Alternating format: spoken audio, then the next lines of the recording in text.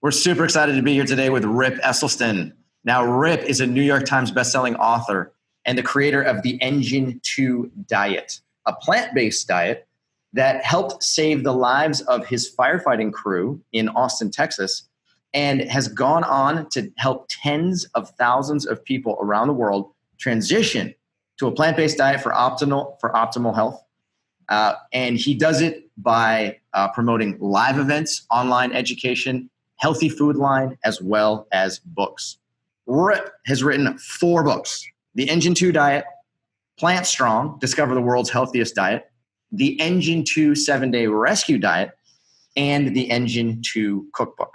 He was featured in the documentary Forks Over Knives and is a strong advocate of what he calls plant strong diet, a term that he coined to describe a diet that's rich in plant foods and devoid of meat, fish, eggs, dairy, and processed food.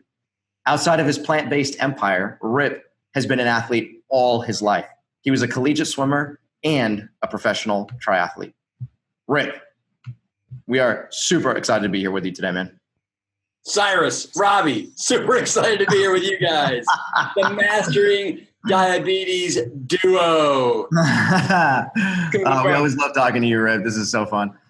Okay, so let's start at the top here. You created the Engine 2 diet to help your fellow firefighters in Austin, Texas decrease high cholesterol and reverse cardiovascular complications. And a lot of it was based off of the work that you learned from your father. That's right. Can you give our audience just a little bit more information about, what is the Engine 2 diet and how did it get created in the first place? Yeah, so my big inspiration was my father, as you mentioned, and his research at the Cleveland Clinic going back to 1984, where he was able to show that simply by changing what we eat, we can metabolize away the plaque formations that we have in our arteries. And so I was hugely inspired by his kind of groundbreaking, revolutionary research. And so when one of my fellow firefighting brothers in 2003 was basically a dead man walking, was a heart attack waiting to happen. And once you realize, parenthetically, that firefighters have the kind of the greatest number of online in the duty deaths of any other profession, that this one particular gentleman, he had a horrendous family history of men in his family dying before the age of 51. We sprang to action, basically got them to eat Plant Strong, the definition being a whole food, plant-based diet where we're eating foods as close to grown as possible, minimally processed, and with all the fiber, all the micronutrients, all the macronutrients, all the fiber, all the good stuff. But it is low fat and no added oils. So whole food, plant-based, low fat, no added oils. Okay, that's very simple. Now, while you were a firefighter, you saw firsthand the devastating effects of our diet, the U.S. diet. Heart attacks, people with diabetes complications. You saw it firsthand. What do you think is the main cause behind America's health crisis? Well, the main cause behind America's health crisis is super simple, and I think that you guys would agree with me. It is it's the toxic food that most people are putting into their mouths for breakfast, lunch, and dinner, and snacks, and it's ubiquitous, and everywhere we look, we're being bombarded with the stuff, and so we're looking for intrepid people that are willing to think outside the proverbial box here and embrace a way of eating, a way of living that has really all the science on our side. But I think that Colin Campbell has a quote in Forks Over Knives where he says, we could literally overnight, we could, reduce this, the amount of money we spend on healthcare by like 70, 80%. if people would just, understand and then embrace a whole food plant-based diet. And I believe that's, entirely true. We probably couldn't do it overnight, but I bet we could do it in a matter of, if we all as a country, right, were to do something as crazy as go whole food plant-based, I bet you in 5 years, we could bring down the healthcare budget from $3.7 trillion down to probably below 1.5 trillion. Would you guys agree with me on that? Those are some big numbers. I don't even know what the number, that a trillion is, like such a large sort of. Well, it is, but let me give you, to put it in perspective. So the defense budget, what we spend on, military and all that stuff, is $700 billion. Oh, so wow. It's almost 5 to 6 times, right, our military budget. That's what our healthcare, and an interesting thing is that, so let me do a little more explaining here. So it's 3.7. Let's just round it up to $4 trillion. Yeah. And I think that it's safe to say, and we've heard this many, many times, that 75% of that $4 trillion is caused by five chronic Western diseases, right? We have heart disease, cardiovascular disease, heart disease and stroke. Then we've got cancer. The two biggies are breast and prostate. We've got type 2 diabetes. Oh, yeah. And then we've got the obesity pandemic. So those 5. And I would say I agree with you, because we have seen that those conditions can be prevented and reversed with a plant-strong diet. Right. So my question to you guys then is, so from 4 trillion, do you think in 5 years we could get it down to 1.5 trillion? 100%. Okay, but that would require what percentage of the American population switching over to a whole food plant-based diet? Well, no, we're dreaming big here. We're saying, let's just say we're going to get 80%. Fair enough. Yeah, sure. Of course, anything's possible. There's no question about it. I mean, I'm actually encouraged by the number of people that are learning about a whole food plant-based diet and the sort of growth that is occurring right now in the whole food plant-based revolution, if you want to call it that. So, I think it's only a matter of time before more and more people start to experiment with whole food plant-based nutrition, find out that they feel a lot better, they're losing weight, that they're decreasing their chronic disease risk. And then at that point, it just becomes a snowball effect, because they'll go tell 10, 20 other people. And then before you know it, you have millions of people that are now flocking to this. No, exactly. So give us a little insight here. Go back to when you implemented a whole food plant-based diet with your firefighting crew. What were the results? Explain to us what actually happened. How many people adopted it, and what did you see amongst the whole crew?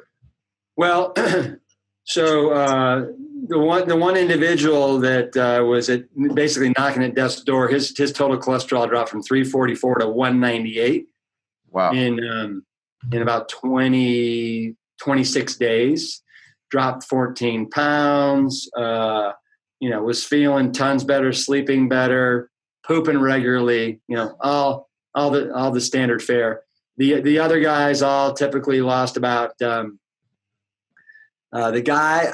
So let me say it in a bigger picture, because the fire station, it was just 5 of us on the C shift at Fire Station 2. But then when I decided to write, this book right there, right? That's when I decided I was going to do a pilot study with 62 people. Exactly half were men, half were women. The age group, their age range was, on the low end, we had 14. On the eldest, it was about 70, 75, 76. The average weight loss for men was 14 pounds. For women was 8.5. This is 28 days. The average drop in total cholesterol was about the same for men and women. It was right around 35 points. The LDL was about 30 points. The triglycerides, I have to look it up. I can't remember what that was. And, people were getting off their meds, all this fantastic stuff. And that was, 28 days, which at the time I was like, I need at least 6 weeks. But, I was, when push came to shove, I decided, all right, let's do 28 days, because 6 weeks seems like it's too long, right? And people won't do something for 6 weeks. And then ultimately that's what led me to, to this one, right? Is just this crazy. So when I became a health eating partner for Whole Foods, and I may be jumping ahead here, Cyrus. No worries. When I became a health eating partner for Whole Foods in 2010, one of the things that John Mackey, the CEO, asked me to do was to throw these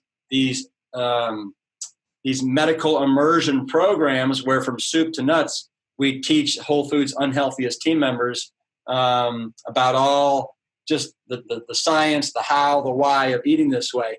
And because they're medical immersions, we, on the way in on day one, we took their blood, we got a complete lipid panel, we took their blood pressure, we weighed them in, then we did it again on the way out 7 days later. And what we discovered is that people were getting almost the exact same results in 7 days that people were getting in 28 days on, the original Engine 2 program. And so that's when I was like, after 5 years of doing these programs and having close to 1,000 data points from 1,000 participants, I was like, oh my God. I mean, I thought that it would take at least 28 days to make these changes in your body, right? But I was completely wrong. When you are totally committed, or rather you're locked away in the Red Rock Mountains of Sedona, Arizona, and you have no choice but to eat these bountiful,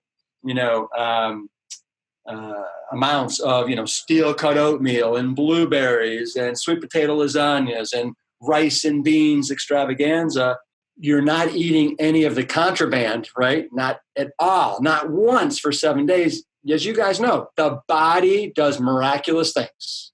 And it's really not miraculous. What it is it's just the body wants to be healthy. And so it reaches that state pretty darn quickly. But we almost got the exact same results with cholesterol, LDL, triglycerides, people's blood sugar levels down. The one thing where we didn't get as much was the weight loss, because it's 7 days, not 28 days. But yeah.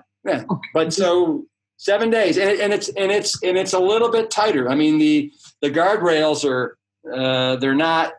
they're much tighter or more rigid than in the original Engine 2. For example, the only nuts that we allow are walnuts, and you're limited to one small handful. We don't allow olives. We don't want people doing dried fruit just during the 7 days. We don't do tempeh or tofu because it's a little bit too high in fat. So this is what we call this the varsity program. And it's the accelerated program for maximum results in the shortest period of time. Okay. But I mean, you guys probably get similar results with your programs, right? Oh, there's no question about it. I mean, people, I'm always pretty amazed at how much damage the human body is capable of withstanding. I mean, we're talking eating foods that are high in saturated fat, high in cholesterol, high in salt, high in sugar, advanced glycation end products, you name it. And people end up eating these diets, myself included, when I was younger, for not just for like a couple of months at a time. I mean, people eat these diets for 10, 15, 20, 25, 30 years. 30 years, right? And then you transition over to a whole food plant-based diet, and boom, just like that, within 7 days, you start to see dramatic movement. Within 28 days, it gets even better. Within 6 months, it gets even better. So personally, I feel like it would almost be better if every time you ate a hamburger or something that contained a lot of, like animal-based saturated fat, cholesterol, you name it, that it would actually hurt. Because if it did, people would be less likely to do it, and they'd be more likely to eat a sweet potato because it doesn't hurt, right? But that's not the case. So here's a follow-up question then. You see people under your supervision, they get dramatic results within 7 days, within 28 days. Fantastic. But when it comes to the long term, you and I both know that what happens in 7 days is not necessarily going to translate into what's happening a year from now. Yeah. So what stands in the way over the course of time when people get back to their normal lifestyle? And, what's the most effective thing that somebody can do to actually keep a whole food plant-based lifestyle going strong? Yeah. Well, what stands in the way is everything, right? Everything that's out there in the real world, right? So, I mean, you've got to. So we try and arm people, knowing that, hey, you're going to go out into the big bad, the big bad world, and it's not going to be supportive of this newfound lifestyle that you have. And what I would tell your listeners, and what we have initiated because of you guys, you need a support community, right? And that's one of the things we've developed. We have a lot of online support. We've just launched the Rescue 10X program, which is 70 days of online coaching and support. But to me, you need to dive in. You need support. You need a community. You need to know that you're not alone on this journey. It can, a lot of people, they get back home and they're going great, like gangbusters for, a month or even 2 months. And then all of a sudden, right, they feel alone. They feel not abandoned, but they just like, this is hard. And I mean, I know Robbie and Cyrus, you guys have been doing this how long now? Have you been eating this way? It's been over 12 years for me. I think over 16 for Cyrus. All right, Cyrus. So I've been eating this way for 31 years now, right? I started in 1987. You guys probably weren't even born. You probably weren't even, up on the moon. But what year did you start? 87. 87, yes. I was born in 88. 88. How about you, Cyrus? I was born in 1980, so I was. Oh, okay. Yeah. Good. But to me, this is the easiest thing in the world, right? Agreed. There's nothing hard about it, and you see everybody around you, and you're just like, well, unfortunately, they're just clueless. They don't understand. But once you have the knowledge, once you have the support, once you've done it for an extended period of time, it's just a natural extension of who you are. It becomes habitual in a very, very good, positive way. So what gets in the way is everything. And once you understand that going into it, that, it's not going to be easy at first. And everybody will be trying to get you to go back onto the old bandwagon. And you gotta stand tall and stand firm, because nobody is going to care about your health as much as you do. Nobody. And you're going to be the one that's lying in that hospital bed all alone, right? In agony when you come down with whatever it is. So, take advantage of all the amazing resources that are out there. Yeah, what you're saying about community is so important. We hear it over and over again. For people to succeed long term, it's about the community. It's about changing their environment. Dan Buettner talks about this a lot. Zones. So I'm really glad that you guys are offering that online, and we need, there's more and more people. There's more and more options. It's just great for everybody. Yeah. Now, you talked about the famous line that Dr. Campbell had in Forks Over Knives. You have a very famous line with you climbing up a pole saying, "Real men eat plants." So can you talk to us about this stereotype that eating a plant-based diet is feminine? Just really debunk this for us. Well, we do know that real men eat plants, and we do it for all the right reasons. And you guys know that when you start eating this way, it checks every box imaginable. From, do I want to be the healthiest, strongest male that I can be? Check. Yes, I do. Do I want to be a good steward of this, amazing, Mother Earth, this environment that is right now in 2019 crying out for help? Check. Yes, I do. Right. Do I want to, as a male, do I want to be a good guardian towards the other, animals that we share this planet with? Check. Yes, I do. Right. Do I want to have my first heart attack at 51, come down with type 2 diabetes, when I'm 57, have my, prostate cancer at 61, have ED starting at 48, no, I don't want to check any of those boxes. And if you're somebody that prescribes to real men eat meat, right? Well, that's the direction you're heading in, right? Do I want to contribute to global greenhouse gas emissions and, the heating up of the planet and all this other stuff? Of course I don't, right? And then do I want to be complicit in the killing of close to 70 billion animals every year around the world for our insatiable consumption of primarily men, animal protein, because I feel like without getting animal protein, I won't be a man and I won't be able to grow muscles and all that stuff. So real men, they eat plants because they're not ignorant, they're knowledgeable, and they want to do the right thing by everyone and everything, from your loved ones to the planet. And, so how's that? It's great. We're started. Yeah. I mean, in the past, you've talked to us about the water hose.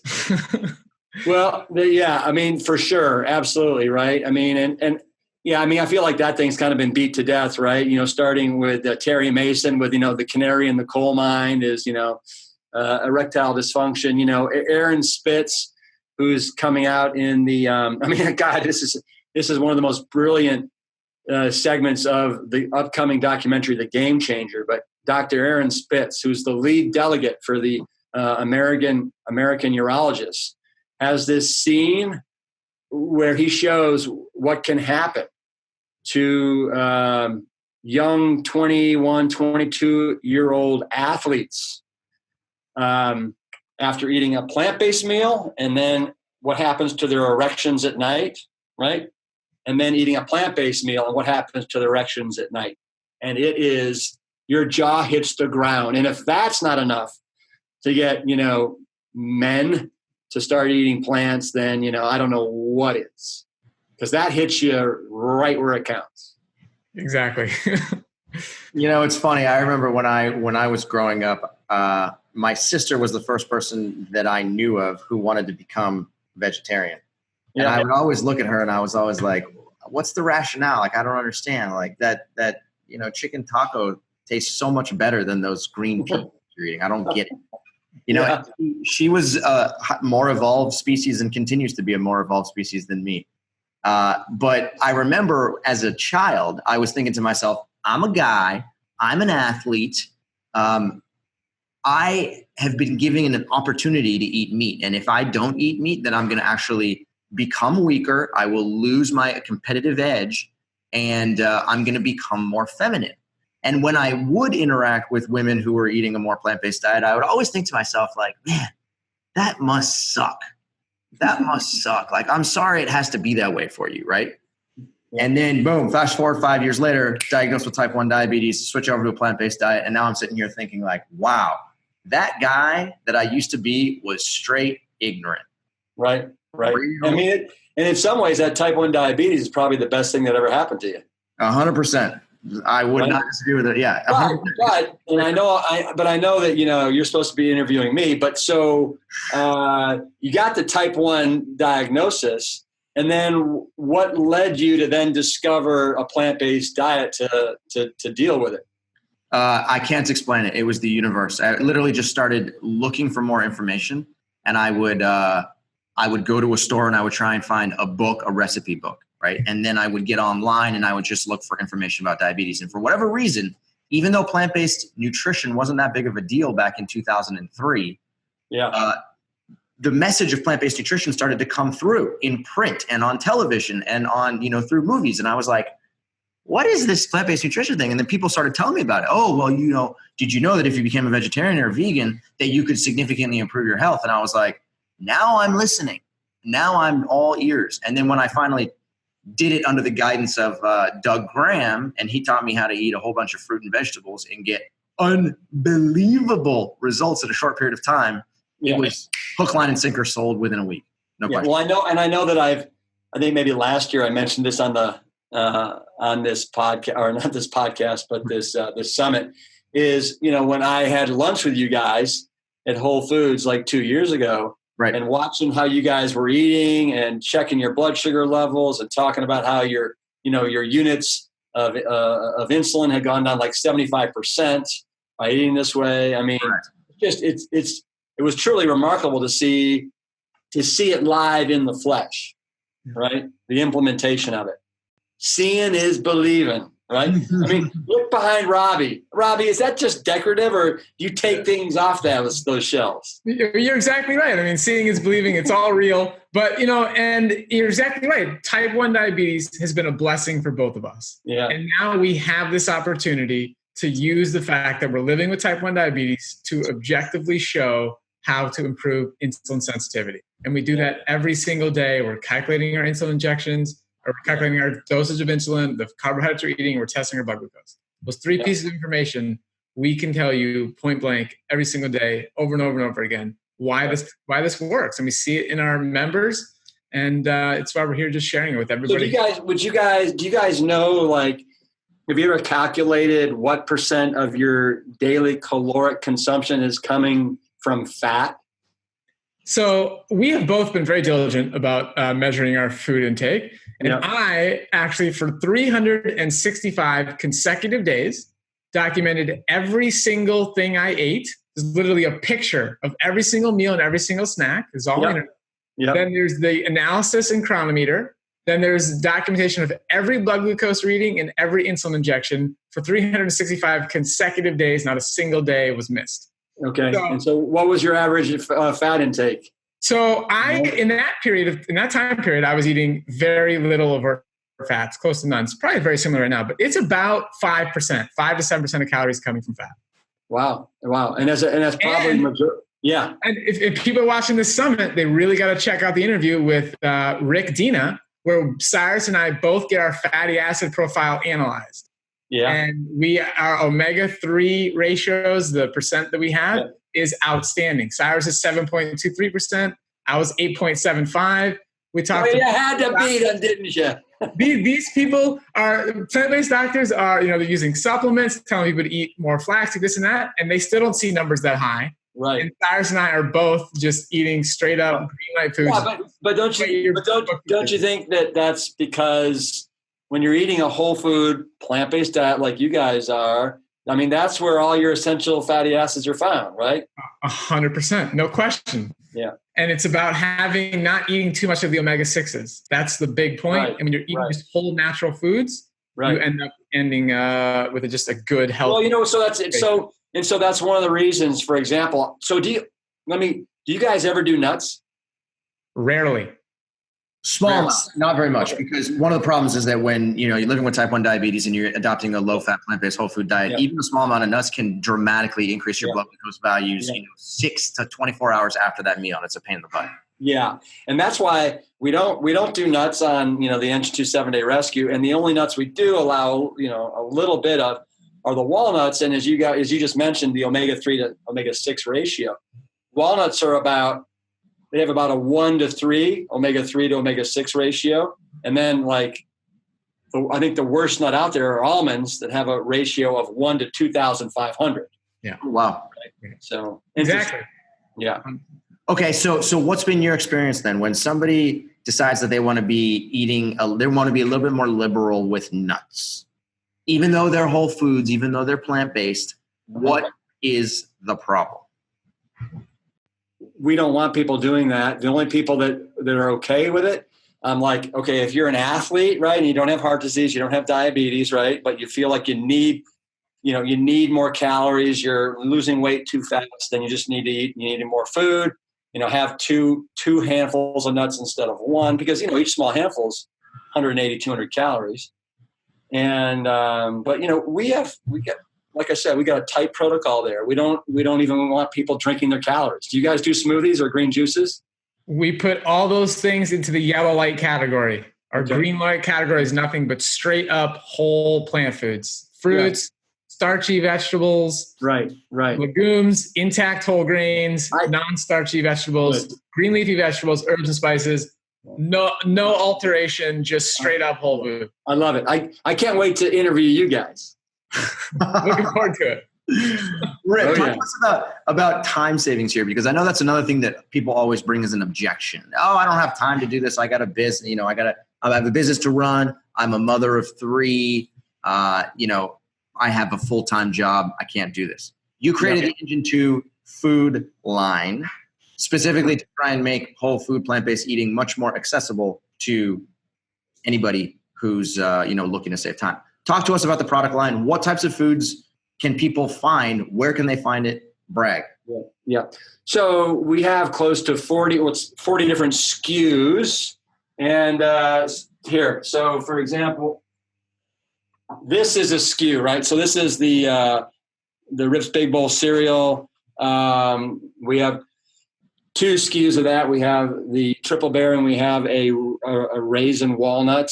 And then we have burritos. We have ravioli. We've got soups. We've got veggie broth. We've got pizza crust, microwavable, no salt, no oil popcorn, burgers. We got 4 different varieties of burgers. So, but they're available exclusively at Whole Food Market stores. This is a Whole Food Market exclusive brand. It's for people that are looking for little shortcuts. But let me just say that you know, in the 7-Day Rescue Diet book, in this book here, the second half is all about building these really simple, no recipe rescue bowls where we're not having to, you know, follow recipes. You're doing simple oat bowls, oatmeal bowls, steel cut oat groats. You throw on some frozen fruit, some fresh fruit, throw on, you know, some hemp seeds, chia seeds, you know, ground flaxseed meal. You know, you call it good. For lunch, we're doing sweet potato bowls, or we're doing, you know, Yukon Gold potato bowls, where we do potatoes and some sort of a bean and some sort of a green leafy. And then for dinner, we're doing brown rice with pinto beans, and then, you know, sliced up, you know, onions, and then we put on arugula and sliced tomatoes and maybe just a little bit of avocado. And we do a lot of leftovers, but this is not, nothing about this is expensive, time consuming, or, you know, austere, or it doesn't taste good. This, I mean, I'm sure you guys would agree with me. I mean, this to me, it's the most delicious, amazing way to eat ever. I mean, it's just a slam dunk. It's a slam dunk. And so don't let yourself get in the way here by saying, oh my God, it's too expensive. I don't have time. You know, it doesn't taste good. All those things. Don't let the inappropriate application of the method derail you here.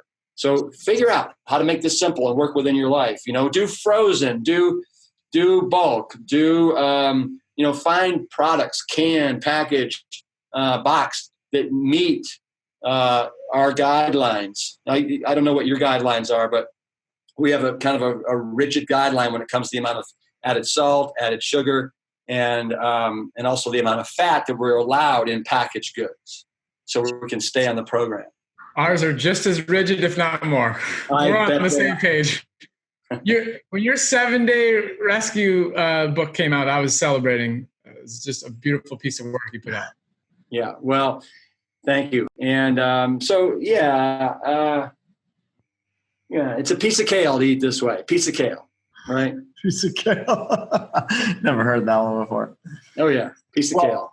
Rip, I remember when I first learned about the Engine 2, I'm not sure actually which book it was of yours, but one of your books got brought to my attention, and I happened to be in a Whole Foods market at the time. And somebody said to me, like, oh, you know, have you checked out that guy Rip Esselstyn's book, you know, the Engine 2 diet? And I'm sitting here thinking, I just made this assumption. I was like, oh, okay, he's a firefighter. It's the Engine 2 diet. I'm sure he's just going to be telling people to eat more meat. Like, who's this Rip guy? I was like, God, the last thing we need is another diet. God, awesome. Can't wait. And then when I actually read the inside cover of your book, I was like, oh my God, this is about whole food plant-based eating. And it just, you know, it immediately inspired me. I wanted to learn more about you. And then when we finally got to meet each other in person and actually like learn more about each other's philosophy, I got to say, I've been personally super inspired by you ever since the first time I heard about you. And I know without question that you have done this for millions of people around the planet. You will never be able to quantify the number of people's lives that you've changed. And, you know, and I think that's something to like really think about, because your mission in life to teach people how to become healthier using their food as medicine, is something that's like, it's so powerful. It's unbelievable. And that's a long-winded way of me saying thank you. Thank you for doing what you do. Thank you for creating incredible products. Thank you for writing incredible books. Thank you for creating online programs and in-person programs. You're really making a huge dent in this whole food plant-based world. And, you got plenty more time left in you to like continue to spread this message. And I just can't wait to see what happens in the future. Yeah. Well, you know what I got to say to that? What?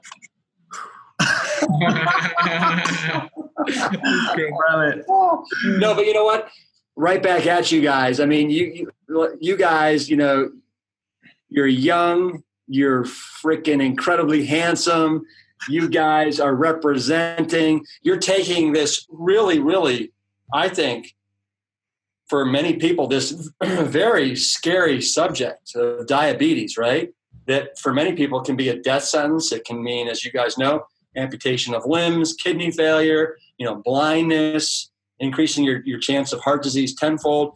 And you guys are showing people, hey, not only can we teach you how to manage this, right? If it's type 2, we can teach you how to just obliterate it and abolish it. And I think the stats that I've read are like by 2030, if not sooner, 50% of this country is going to be either pre-diabetic or type 2 diabetic, right? So you guys have honed in, but as luck would have it, because of your own diagnosis with type 1 diabetes. And now you guys are just this bright light and these saviors for literally, again, hundreds of thousands of people. And now you've got a book coming out, right? We do. We absolutely do. You got a book coming out. And Cyrus, if I'm not mistaken, you're coming to Plant Stock this year. Right. Plant Stock 2019, baby. It's going to be fun. Woo! Thanks to you. You're going to razzle dazzle and have so much fun. Right, we're going to light it up with you and a bunch of other luminaries. It's almost 3 days of Plant Strong revelry. But you guys are a bright beacon for so many of us. Thank you.